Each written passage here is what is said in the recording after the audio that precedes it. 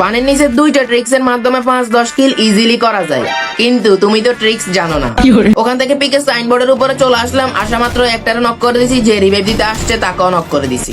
ট্রিক্সটা শেষে বলবো কি কি করা যায় দেখো। এই ম্যাচের মধ্যে এমন মাইক দিছি পিকে সাদা থেকে 10 কিল। তাহলে তুই বিমে শক্তি চিংলির উপর উঠে কিছুক্ষণ পর একটারে নক করে দিছি, তারপরে আরেকটারেও। ক্যাটালিস্টের সাইনবোর্ডের উপরে উঠে দেখতে পারি একটা প্লেয়ার মাছ ধরতেছে, জায়গায় নক করে দিছি। মিলের এই ঘরের উপর উঠে দেখতে পারি একটা প্লেয়ার লঞ্চ প্যাড ব্যবহার করতেছে, তাকে নক করে দিছি। আবার এখানে ল্যান্ড করছে, আবারও নক করে দিছি। ওখান থেকে শিপইয়ার্ডের এই জায়গার মধ্যেও আসতে পারবে, আবার পিক এবং বিমা শক্তির মাঝখানের এই সাইনবোর্ডের উপরও আসতে পারবে, চাইলে সেলুনের উপরও নামতে পারবে।